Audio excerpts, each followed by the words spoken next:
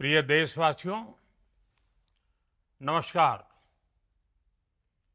हम सभी ने बीते दिनों में देश का सामर्थ्य और उसका संयम दोनों देखा है। मैं सबसे पहले भारत की पराक्रमी सेनाओं को, सशस्त्र बलों को, हमारी खुफिया एजेंसियों को,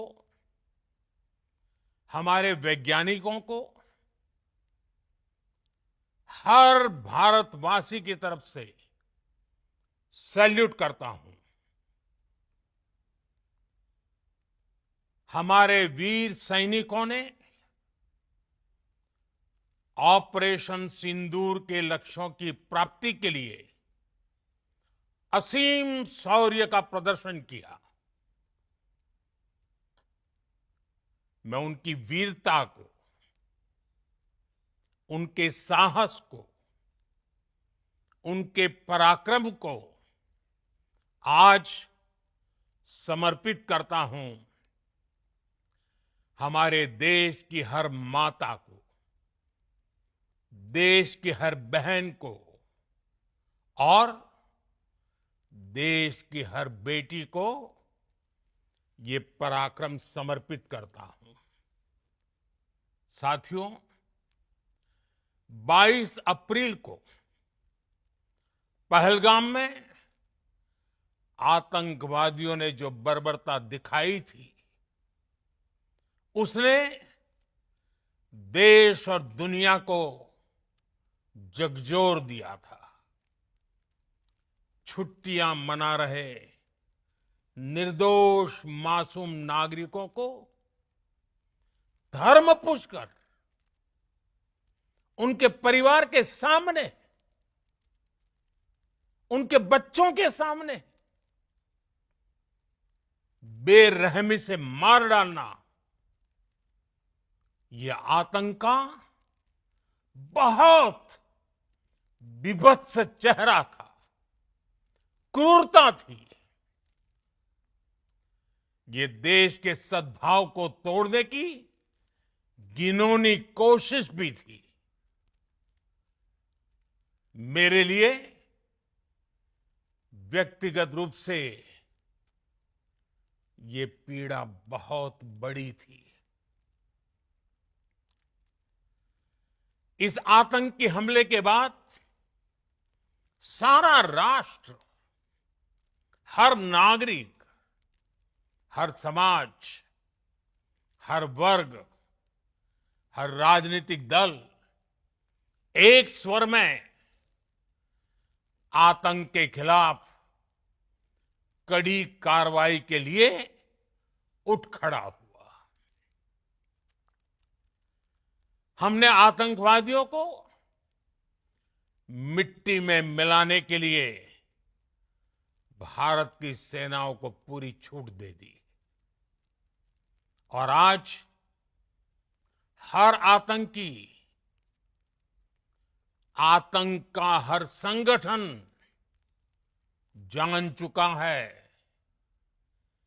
कि हमारी बहनों बेटियों के माथे से सिंदूर हटाने का अंजाम क्या होता है।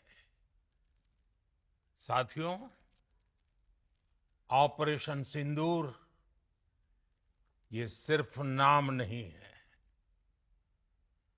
ये देश के कोटि कोटि लोगों की भावनाओं का प्रतिबिंब है। ऑपरेशन सिंदूर न्याय की अखंड प्रतिज्ञा है।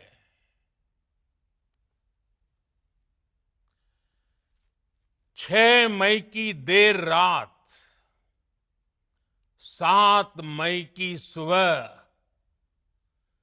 पूरी दुनिया ने इस प्रतिज्ञा को परिणाम में बदलते देखा है। भारत की सेनाओं ने पाकिस्तान में आतंक के ठिकानों पर, उनके ट्रेनिंग सेंटर्स पर सटीक प्रहार किया। आतंकियों ने सपने में भी नहीं सोचा था कि भारत इतना बड़ा फैसला ले सकता है। लेकिन जब देश एकजुट होता है, नेशन फर्स्ट की भावना से भरा होता है, राष्ट्र सर्वोपरि होता है, तो फौलादी फैसले लिए जाते हैं, परिणाम लाकर दिखाए जाते हैं। जब पाकिस्तान में आतंक के अड्डों पर भारत की मिसाइलों ने हमला बोला, भारत के ड्रोन्स ने हमला बोला, तो आतंकी संगठनों की इमारतें नहीं, बल्कि उनका हौसला भी थर्रा गया। बहावलपुर और मुरीद के जैसे आतंकी ठिकाने एक प्रकार से ग्लोबल टेररिज्म की यूनिवर्सिटीज रही है। दुनिया में कहीं पर भी जो बड़े आतंकी हमले हुए हैं, चाहे 9/11 हो, चाहे लंदन ट्यूब बॉम्बिंग हो, या भारत में दशकों से जो बड़े बड़े आतंकी हमले हुए हैं, उन सब के तार कहीं ना कहीं आतंक के इन्हीं ठिकानों से जुड़ते रहे हैं। आतंकियों ने हमारी बहनों का सिंदूर उजाड़ा था, इसलिए भारत ने आतंक के ये हेडक्वार्टर्स उजाड़ दिए। भारत के इन हमलों में 100 से अधिक खूंखार आतंकवादियों को मौत के घाट उतारा गया है। आतंक के बहुत सारे आका बीते 2.5-3 दशकों से खुलेआम पाकिस्तान में घूम रहे थे, जो भारत के खिलाफ साजिशें करते थे। उन्हें भारत ने एक झटके में खत्म कर दिया। साथियों, भारत की इस कार्रवाई से पाकिस्तान घोर निराशा में गिर गया था, हताशा में गिर गया था, बौखला गया था। और इसी बौखलाहट में उसने एक और दुस्साहस किया। आतंक पर भारत की कार्रवाई का साथ देने के बजाय पाकिस्तान ने भारत पर ही हमला करना शुरू कर दिया।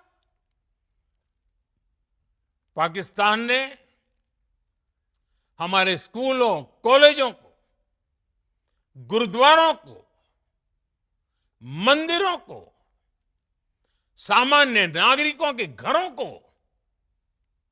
निशाना बनाया। पाकिस्तान ने हमारे सैन्य ठिकानों को निशाना बनाया। लेकिन इसमें भी पाकिस्तान खुद बेनकाब हो गया। दुनिया ने देखा कि कैसे पाकिस्तान के ड्रोन्स, पाकिस्तान की मिसाइलें भारत के सामने तिनके की तरफ बिखर गई। भारत के सशक्त एयर डिफेंस सिस्टम ने उन्हें आसमान में ही नष्ट कर दिया। पाकिस्तान की तैयारी सीमा पर वार की थी, लेकिन भारत ने पाकिस्तान के सीने पर वार कर दिया। भारत के ड्रोन्स, भारत की मिसाइलों ने सटीकता के साथ हमला किया। पाकिस्तानी वायुसेना के उन एयरबेस को नुकसान पहुंचाया, जिस पर पाकिस्तान को बहुत घमंड था। भारत ने पहले 3 दिनों में ही पाकिस्तान को इतना तबाह कर दिया जिसका उसे अंदाजा भी नहीं था। इसलिए भारत की आक्रामक कार्रवाई के बाद पाकिस्तान बचने के रास्ते खोजने लगा। पाकिस्तान दुनिया भर में तनाव कम करने के लिए गुहार लगा रहा था, और बुरी तरह पीटने के बाद इसी मजबूरी में 10 मई की दोपहर को पाकिस्तानी सेना ने हमारे डीजीएमओ को संपर्क किया। तब तक हम आतंकवाद के इंफ्रास्ट्रक्चर को बड़े पैमाने पर तबाह कर चुके थे। आतंकियों को मौत के घाट उतार दिया गया था। पाकिस्तान के सीने में बसाए गए आतंक के अड्डों को हमने खंडहर बना दिया था। इसलिए जब पाकिस्तान की तरफ से गुहार लगाई गई, पाकिस्तान की तरफ से जब ये कहा गया कि उसकी ओर से आगे कोई आतंकी गतिविधि और सैन्य दुस्साहस नहीं दिखाया जाएगा, तो भारत ने भी उस पर विचार किया। और मैं फिर दोहरा रहा हूं, हमने पाकिस्तान के आतंकी और सैन्य ठिकानों पर अपनी जवाबी कार्रवाई को अभी सिर्फ स्थगित किया है। आने वाले दिनों में हम पाकिस्तान के हर कदम को इस कसौटी पर मापेंगे कि वो क्या रवैया अपनाता है। साथियों, भारत की तीनों सेनाएं, हमारी एयरफोर्स, हमारी आर्मी और हमारी नेवी, हमारी border security force BSF, Bharat के अर्धसैनिक बल लगातार अलर्ट पर है। सर्जिकल स्ट्राइक और एयर स्ट्राइक के बाद अब ऑपरेशन सिंदूर आतंक के खिलाफ भारत की नीति है। ऑपरेशन सिंदूर ने आतंक के खिलाफ लड़ाई में एक नई लकीर खींच दी है। एक नया पैमाना, न्यू नॉर्मल तय कर दिया है। पहला, भारत पर आतंकी हमला हुआ तो मुंह तोड़ जवाब दिया जाएगा। हम अपने तरीके से, अपनी शर्तों पर जवाब देकर रहेंगे। हर उस जगह जाकर कठोर कार्रवाई करेंगे जहां से आतंक की जड़ें निकलती हैं। दूसरा, कोई भी न्यूक्लियर ब्लैकमेल भारत नहीं सहेगा। न्यूक्लियर ब्लैकमेल की आड़ में पनप रहे आतंकी ठिकानों पर भारत सटीक और निर्णायक प्रहार करेगा। तीसरा, हम आतंक की सरपरस्त सरकार और आतंक के आकाओं को अलग अलग नहीं देखेंगे। ऑपरेशन सिंदूर के दौरान दुनिया ने पाकिस्तान का वो घिनौना सच फिर देखा है, जब मारे गए आतंकियों को विदाई देने पाकिस्तानी सेना के बड़े बड़े अफसर उमड़ पड़े। स्टेट स्पॉन्सर्ड टेररिज्म का ये बहुत बड़ा सबूत है। हम भारत और अपने नागरिकों को किसी भी खतरे से बचाने के लिए लगातार निर्णायक कदम उठाते रहेंगे। साथियों, युद्ध के मैदान पर हमने हर बार पाकिस्तान को धूल चटाई है और इस बार ऑपरेशन सिंदूर ने नया आयाम जोड़ा है। हमने रेगिस्तानों और पहाड़ों में अपनी क्षमता का शानदार प्रदर्शन किया और साथ ही न्यू एज वॉरफेयर में भी अपनी श्रेष्ठता सिद्ध की। इस ऑपरेशन के दौरान हमारे मेड इन इंडिया हथियारों की प्रामाणिकता सिद्ध हुई। आज दुनिया देख रही है 21वीं सदी के वॉरफेयर में made in India defence equipments, इसका समय आ चुका है। साथियों, हर प्रकार के आतंकवाद के खिलाफ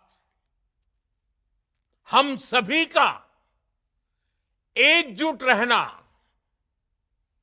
हमारी एकता हमारी सबसे बड़ी शक्ति है।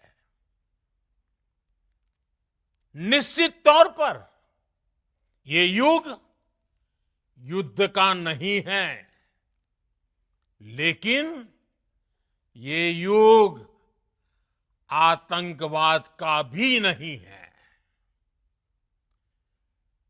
टेररिज्म के खिलाफ जीरो टॉलरेंस,